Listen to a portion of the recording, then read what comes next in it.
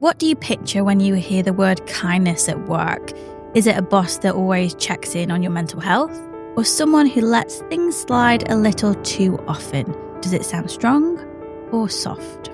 Because depending on who you ask, kindness is either the missing piece in our organisations or the reason nobody gets anything done these days. And yet, even as leaders talk about psychological safety and empathy, we're still seeing toxic behaviours celebrated in politics, in business, and in that LinkedIn I said what I said post.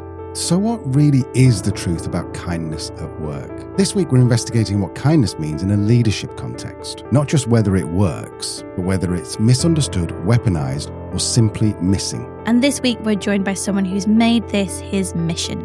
Jeff Leblanc is a lecturer at Bentley University, a Forbes-featured leadership and workplace strategist, and creator of the Engaged Empathy Leadership Model. And this is the shift we want to explore this week on Truth, Lies and Work, the award-winning podcast where behavioural science meets workplace culture.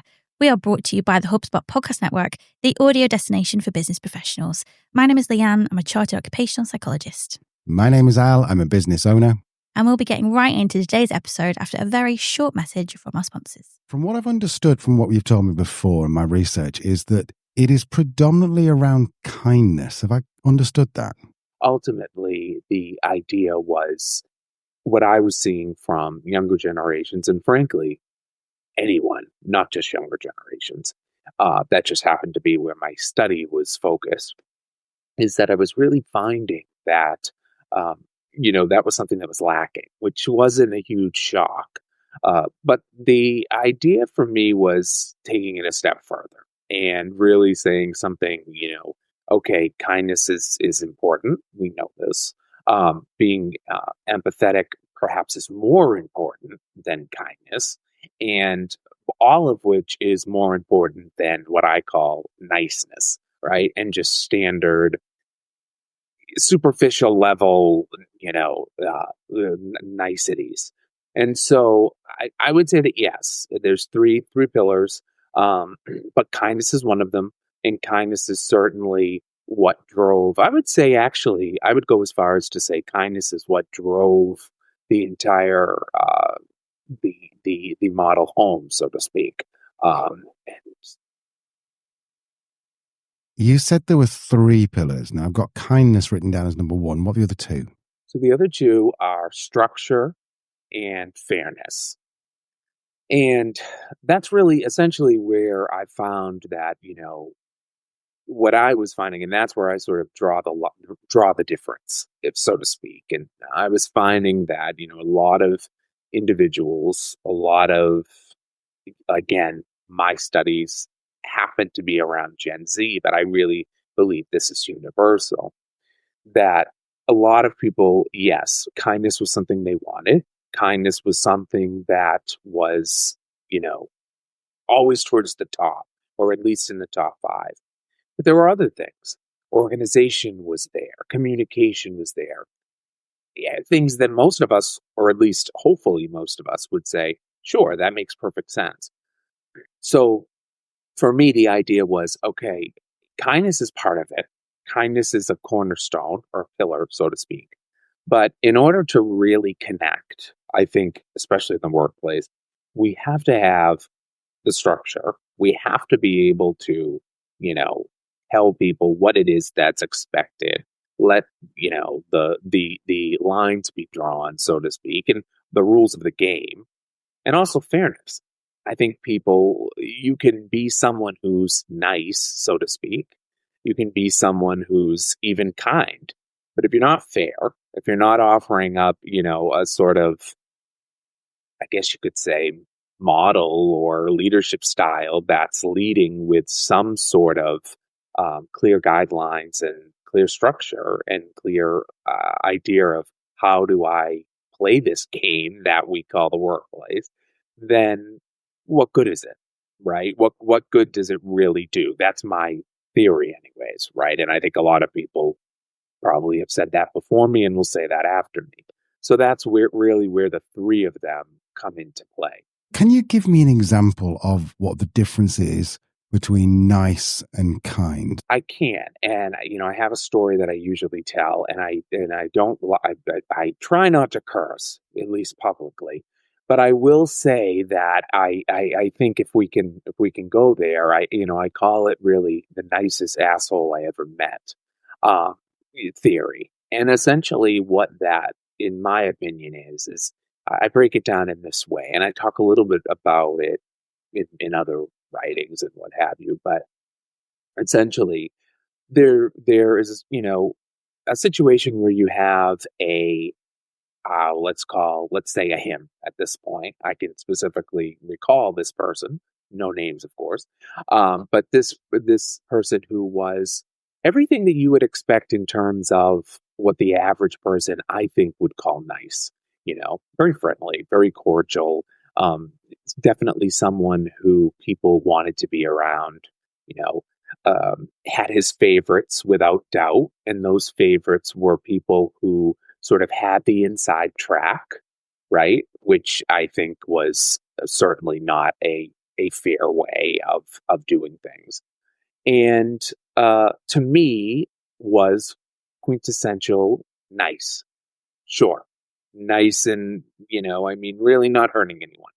But to me, I then move on to, okay, well, what is kind? And so for me, kind, I've had and worked with people that were not particularly friendly, I guess you might say. Like, really, some of them were a little bit cold and a little bit harsh, even in the way that they handle things. However, I found that those people, unlike the nicest asshole, they were people that were, and I can think of one person in particular. He was very stern, but you always knew exactly where you stood with him. He was very clear in terms of how you could get ahead. He was very fair in terms of how he treated everyone. And actually, I would say he was kind, because he often would remember things. He would remember if you had, I remember my grandmother was ill at the time, for example, and he would often check in and ask about that, where the nicest asshole would never do that, would never check in because he didn't remember those things, right? It was all superficial. There was nothing that was, sticking. It was all just sort of smiles and, you know, balloons and poodles. I have no idea, whatever signifies happiness. But realistically, we needed something more. And this guy did that. But on the surface, he was someone who most people would write off as, I hate to say it, but they'd probably think he was the a-hole, right? But he was anything but. But I think it takes empathy to be able to distinguish between the two, and to be able to say, okay, this guy actually cares more and is probably doing a better job leading, but it's not as flashy and it's not as, I guess you could say, surface level, right? It doesn't jump out at you. So that's the difference in my opinion. And of course, like I said, leaving some things out. So, not to identify anyone, but hopefully, the line of sort of what I see between the two. And you can be both. Believe me, I've known plenty of people who are incredibly, and I'm sure you have as well, incredibly kind and also incredibly good at what they do, very structured, very fair, all those things. And that's hitting the jackpot, right? But I think just drawing a line between the two helps people sort of think a little bit more about it and maybe analyze it a little bit more, And I don't know if I think one's better than the other, but I suppose someone who's nice in the workplace and not exactly leading, with structure or fairness or whatever that may be, is better than being rude and insulting. When you were describing that kind person who was a little bit stern, it reminded me very much of my grandparents, who were born, I think, probably just before the 1900s, maybe just after. And you just did not cross them, but they always looked after you, and they always made sure that you had, we used to have fish and chips on a Friday night. Well, I think that's one version, right? I think that I love that example of the older, and I think that sometimes, this is a whole nother topic, that sometimes it is older generations that are, more set in that model, so to speak, however you want to look at it. And they are a little bit sterner. But I think that, I don't want to send the message that my thought process is that everybody is like that. I mean, there are plenty of that's what I would call an extreme version.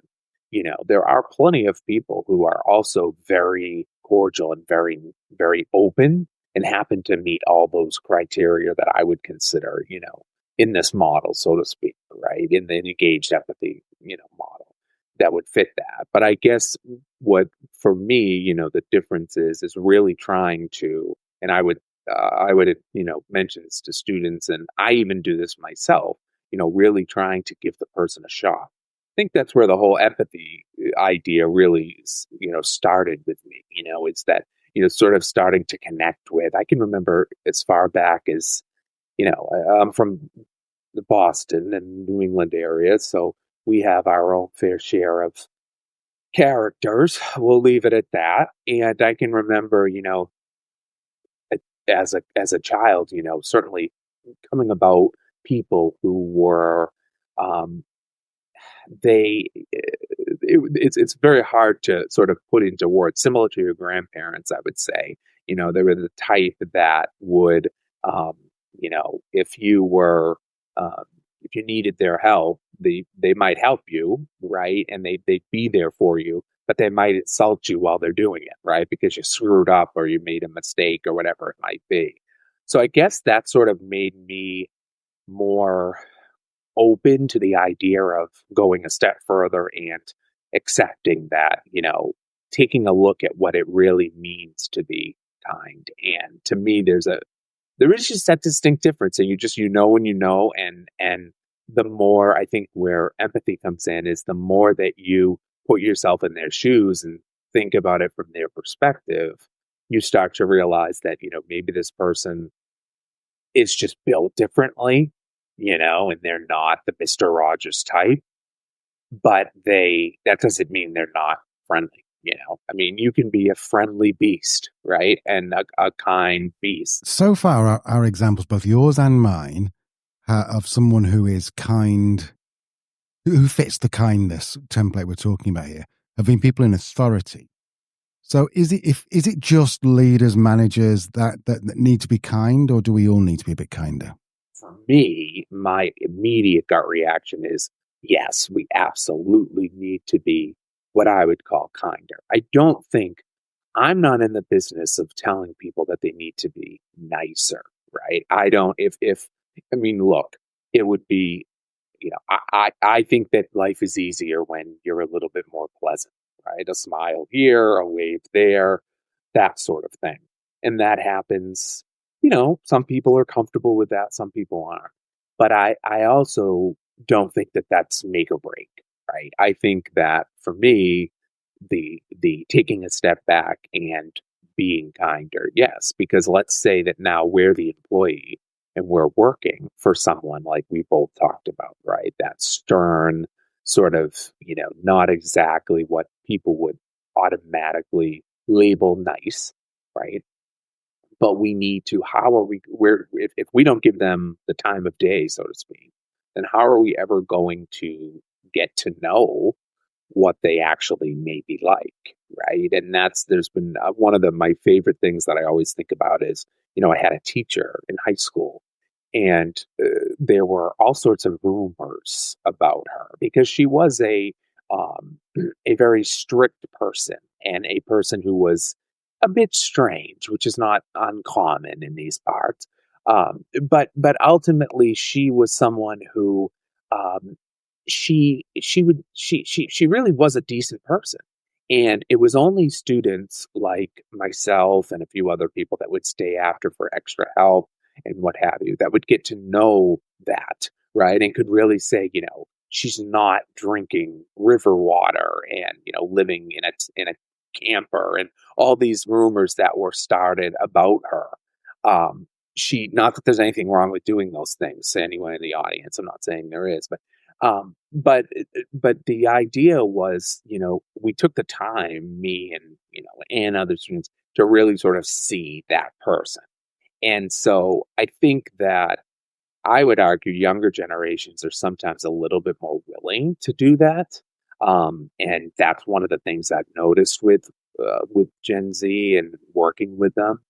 But but yeah, I think that's a long-winded way of saying I think we do. I think we have to be willing to recognize and give someone a chance, you know, and not just write them off because they don't fit this standard idea in our head of what a kind or nice person is.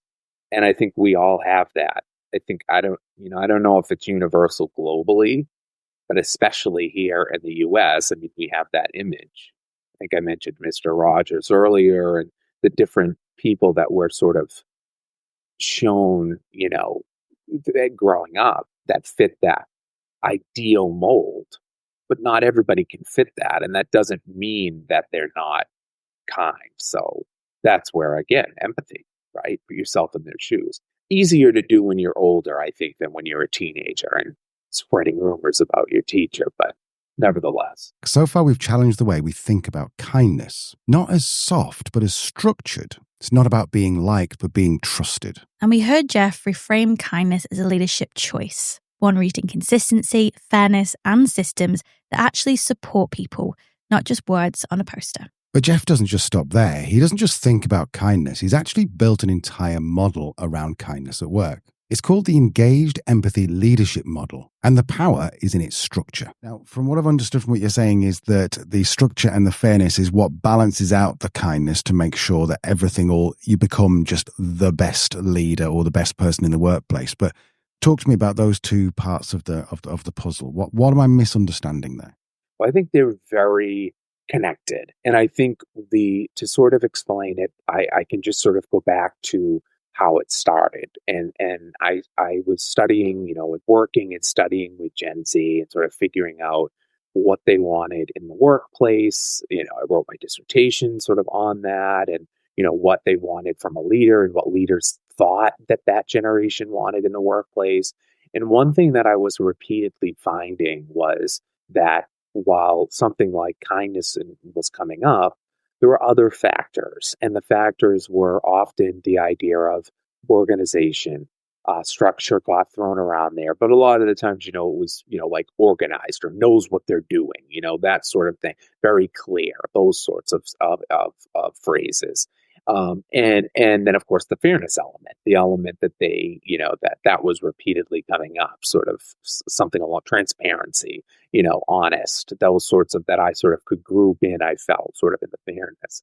And so for me, essentially, I took it on, and expanded it, and basically said that, I felt that this was much more than just a younger generation thing, although I do think that it's very helpful with leading younger generations, because I think that, again, that kindness is something that's important, but I think it goes a step further. They're very good. I think younger generations are better, and maybe it's because of the media that we were referencing, at sort of recognizing the false niceness, right? Like you can be that sort of nice person, but a lot of them, I see it all the time, with students, they sort of can see through that. And I think people are getting better at that in general. But so for me, these two elements really help also say to the skeptics, and I talk about this in my book, that, we're not lowering standards. The idea is to provide, this level of kindness, this level of empathy, but also balance it with, so that we take it a step further and we make sure that we're holding our standards to where we want them to be. So for clarity, for fairness, I think clarity comes into play. I think the idea that, we see a lot of people get hired for positions and have really no sense of what it takes to be promoted or what it takes to receive a raise. And so I often, talk a little bit about, the clarity check-ins. And sort of a clarity check-in, the way that I see it is, simply having a conversation with your employee and sort of seeing if we're all on the same page. Sort of, and ultimately the goal would be to sort of lead with this, right? To start with, right from the beginning with your job postings. It starts in human resources, I would say. But that's really, this is, do I feel like I'm being treated fairly? And with the structure, I really do believe that structure is one of the things, this is the one that most people actually respond to the most. The idea of having, and it does tie into fairness, but it's a little bit more in terms of, basically being very clear from the beginning. I know that of one company that, I spoke to, they were losing people, and one of the issues was they had no idea, the employees, when I would talk to them, what sort of and this sort of ties into fairness too, but it was more structure. They had no idea sort of what the policy was in terms of, again, going back to promotion. They had no idea if seniority was valued. They had no idea if there were like checkpoints in terms of how they could, move beyond that next step, or even how they would be evaluated. There was no structure in terms of how they were sort of being evaluated. And so they felt that even though they liked everyone they worked with and they liked their boss, they felt that they had no clue where their future was heading because there was no guidance in terms of, what was, where am I going? And so I think that I would argue the structure and fairness keeps people, it's sort of going back to that nice versus kind. The structure, the structure and fairness allows people to really think about, you know, how do I look as an employer? I come off, having high standards, but being a kind person, an empathetic person. And then the from the employee perspective, I think it helps them sort of feel like, okay, this person's being kind and nice to me. But again, going back to the nice versus kind, they're actually giving me guidance. They're giving me the instruction, the structure. They're being fair. They're telling me up front seniority matters. They're telling me up front, how many clients I bring in matters, or whatever it might be, right? Whatever the criteria is. And so I know that it's beyond surface level.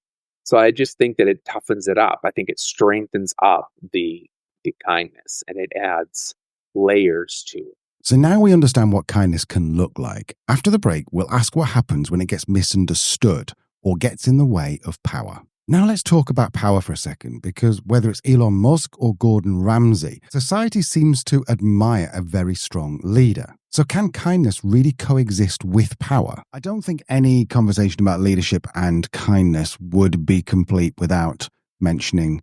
Now, I don't know whether to be political here or not, but your president, without talking politically, but some of the things that we see in the UK that are reported about him make him sound like he's not a particularly kind person. Now, regardless of whether that's the case or not, that's the perception. Now, let's go a little more politically agnostic, and let's talk about Steve Jobs.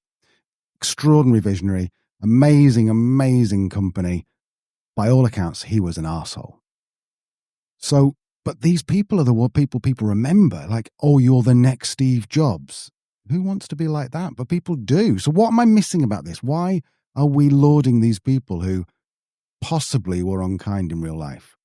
Well, I think that usually, I think history, a lot of the times remembers people like a Steve Jobs for what they accomplished, right? And I do believe that I'm not of the mind that someone can't be an incredibly, like a Steve Jobs, incredibly brilliant and incredibly visionary, and also not be a very problematic, difficult person. I think that can happen. And again, I would say that for me, I'm not in a position. Well, it wouldn't happen now, anyways. But I'm not in a position to give advice to a Steve Jobs. I mean, obviously he's doing what he's doing, and that's his goal, and that was his goal, and he made it work. But for me, the everyday sort of individuals that I'm talking to, they're not necessarily leading in the same way and doing things the same way, and I don't think that they necessarily, who I would like to speak to is the people that were working for Steve Jobs at the time. How were they viewing him? Were they letting him get away with it because he was? And I don't know. I only know so much about his story. I would like to speak to them. How were they feeling? Were they okay with it? because they felt that they bought in because, he was doing something so, visionary. That very well could be the case. So far, we've explored how kindness, when paired with consistency and structure, can drive trust, retention, and performance. But let's be honest, not everyone's on board. Some leaders hear kindness and flinch. They see it as soft, slow, or simply incompatible with high performance. But when kindness goes wrong, when it's vague or inconsistent or used to avoid conflict, it can actually do more harm than good. So let's take a look at the pushback. Let's take a look at the risks and how power really works when kindness is done right. I think one of the pushbacks that someone hearing this for the first time would have is, yes, but if I'm kind as a leader or kind as, a subordinate to everyone else in my workplace, am I just not going to get trampled on? I've heard that nice guys come last. Yep. And I've had that happen. In terms of when I worked with the example I always give, I worked with interviewed and spoke with, someone who was, I guess I would call, more of a blue collar background, more, the trades, that area, and he was someone that was very concerned, loved the other elements of the model. The kindness was the one that was the biggest concern, and my thought was, again, same thing. This was a guy that I think that, I didn't know him well, but just from speaking to him, he seemed like somebody that, naturally had kids, had grandchildren, seemed to speak highly of them when we were discussing and talking, you could tell that to me, he seemed like a perfectly decent guy. So I saw no reason why that couldn't be brought in. And, I remember saying to him, and he said the exact same thing you said. He actually said, in pardon the accent, but, will this be weird? Will they think I'm weird? And the reality is that, like I said, no, and even if they do, who cares? Because ultimately you're setting the standard. And the idea for him was, look, I said, you're not the type of guy that you're going to, be overly friendly and all these sorts of things. That would come off, I really do think that would come off maybe strange. But I said, what about little things?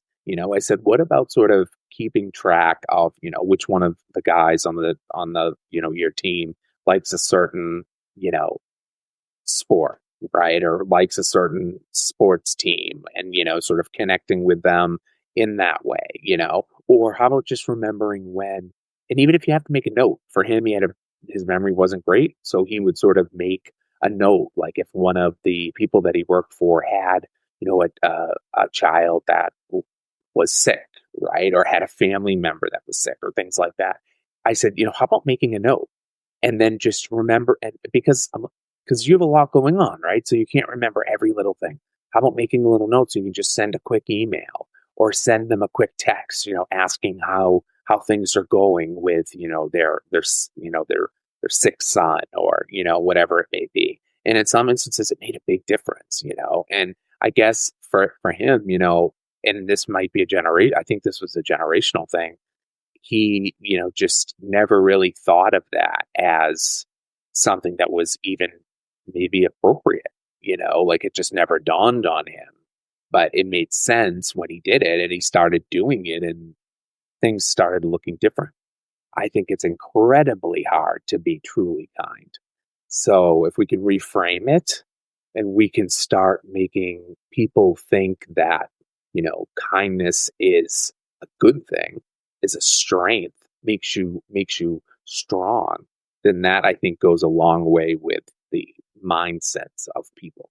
And I'm not saying that it's that's necessarily what it should be, but I think that that's part of it. I think people see, people see kindness sometimes as a weakness. They still do, let's face it.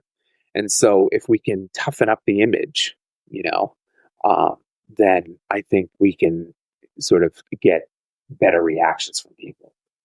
Well, let's stick with that idea, because if I wanted to be kind as a manager, then I might say, oh, I'll take on this person's struggling a bit this week, so I'll do a bit of their work for them and surprise them and say, great, I've been really kind. But then do I not run the risk of someone going, well, if I just don't do all my work, then Al's going to pick it up for me. And that's really where the structure and the fairness can come in. And so in that situation, I think that it would be perfectly acceptable, for, I think you said, you were the leader, right? And you're sort of picking up the slack for perhaps someone who's going through a tough time. I think that it would be, perfectly acceptable to sort of in the beginning, right? Before, sort of when someone comes in to work, when you're sort of onboarding, right? When you're sort of to sort of have a culture that sort of sets these things up, so to speak, right? And sets them into motion. And so, in other words, if that employee sort of is accustomed to this sort of thing and comes into a workplace where, the idea of helping someone out if they're having a tough time, and then they might then in turn, have to do that at some point. It's sort of laid out very clear that, this is part of our culture. We help each other. But at the same time, we realize that however you want to frame it, right, that, this is not something that, um, that becomes consistent or however you want to look at it, right? And then hopefully then that individual will sort of appreciate that and sort of pay it back, right? And then sort of go ahead and offer up their time and what have you. If not, and if they do start taking advantage, then I would say that it's someone that sort of has missed the boat altogether, and they might not be a right fit for a company that's leading with that culture. So in this final part of the episode, we're going to pull everything together. What kind of mindset shift does kindness really demand from leaders these days? And what does it look like when it's applied clearly, consistently, and most importantly, with intent? Let's imagine we can build the world's best boss. So we're going to use your framework to build the world's best boss. He or she is equally kind, equally fair, and equally has structure in place.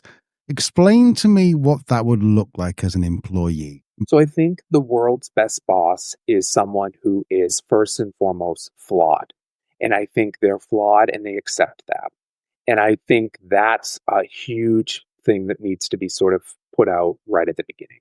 Because I don't think that you can use this model if you don't accept, right, that, because I think the kindness factor right there, if you can't accept that you're going to miss things and that you're not going to be perfect. Because I don't think you can relate to people. I don't think you can be empathetic if you don't accept that you yourself are not perfect. So that's the first thing that I would sticks out. But I think that if I'm picturing the perfect boss running the workplace, it starts, of course, even beyond the hiring process. It starts with the recruiting, right? It starts with my mission and my vision. I want to run this workplace. I am fully bought in. I want this to be a workplace that people stay, they're comfortable, or, whatever it is that I want. I have it very clear, set out. I know what I want, right? I think that's absolutely crucial, because if you don't know, then how are you supposed to lead other people, right? I think that's impossible. And it can change. I'm not saying it can't evolve. I'm just saying at the beginning. And I think letting people come in, looking at each one, the structure and fairness is a little bit, I think, easier, actually. It's not that hard, right? Having outlines, having very clear guidelines so people sort of know what to expect, know where they stand. A lot of workplaces are just so scattered, right? The average workplace versus what I think could be the perfect workplace or the ideal, so to speak. I think the idea is to take and, have those guidelines in place, really know when you're hiring for people, for positions, really make sure that you are being clear, right, about what it is you expect. If you want a certain skill, right, if you want a certain, degree or a certain amount of experience, just being very clear with that, right? I almost would like to see the preferred skills, sort of go away. It's like the skill is either desired or it isn't, right? And then maybe you can adapt as needed. But ultimately being very clear right from the perspective, from the hiring process. And again, through orientation and all these things, and running a very, people know where they stand, right? And trying to have that level playing field. I think that's actually the easier part. I think if you put the time and the effort in, that could be easy. But this perfect boss to me is someone who does all of that. So they have that they're ahead of the game, right? Because they know that they're going to be as fair as they can be. They're going to be very transparent and honest about what it looks like and how we can advance in this workplace. But they take it a step further and they actively try to be kind. And like I said, they don't have to be nice. They don't have to be, some people don't necessarily, I don't think, want to work for someone that, hangs around and, tries to make small talk all day and, asks what they did in the weekend and all that. That's not appealing to everyone. So that's what I would call nice. Kind, I mean, I think, like I said, is the idea of, as this perfect employee, he or she is someone who is making an effort to understand that everyone that comes through that door is human, has a lot going on, has a lot of different perspectives, has a lot of background, and sort of accepting that. That doesn't mean you have to cater to them. It doesn't mean you have to change what it is that you have put in place. But this perfect leader understands. They listen, right? They communicate. They remember things. For me, I am a big supporter of the idea of trying to remember, right, small things. I hear, a lot about bosses that remember, like I mentioned before, something as simple as, it used to be birthdays, but I feel like even now it can be work anniversaries. Or if I worked with someone who knew that a particular person, they had a tragedy happen in, I believe it was like the month of August a year prior. And this boss, I thought it was one of the best stories. This boss remembered that, and they remembered, and I remember them telling me, he was unsure exactly how to handle it, right? But ultimately, it was more of a, taking a moment in passing to that person and sort of saying, I know that this month, could potentially be, I remember, I hope everything's going well, and like, just, we're here for you, something like that. And that does take vulnerability, I think, from an employer perspective. And again, it takes the culture that you build, because if you do that and you've built a culture that's not the norm, your employee might not react the way you want them to. So again, going back to day one and creating this atmosphere where these things are not only expected, but embraced. I think that's really a huge part of what I would call the ideal boss. Listening is, listening, paying attention, and realizing they're not just cogs in the machine, right? They're not cogs with a degree. They're people. So if kindness isn't weakness and it's not avoidance, what is it really? Because it's one thing to say that kindness matters. It's another to turn it into action, especially when things are tough. In other words, kindness isn't about who you are. It's about what you choose to do. So maybe the real question isn't whether kindness fits into leadership. It's whether leadership without kindness can still work. If someone wants to know a little bit more about the engaged empathy leadership model, then where's the best place for them to go, Jeff? Well, they can go to Jeff Leblanc, DBA.com and learn a little bit about that. And they can also always follow me on LinkedIn, and they can also probably do some, there's quite a few articles out there that I've, written.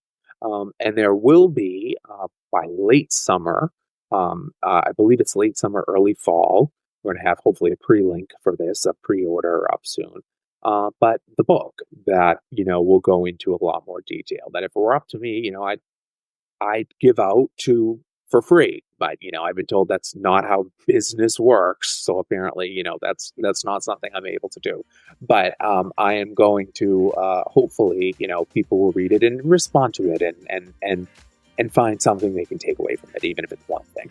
Done right, kindness doesn't get in the way of performance. Kindness is performance. Because in the end, kindness at work isn't about being liked. It's about being clear, being fair, and showing up, even when that's hard. That's how trust is built. That's how culture changes. One kind decision at a time. This is Truth, Lies and Work. We'll see you next week.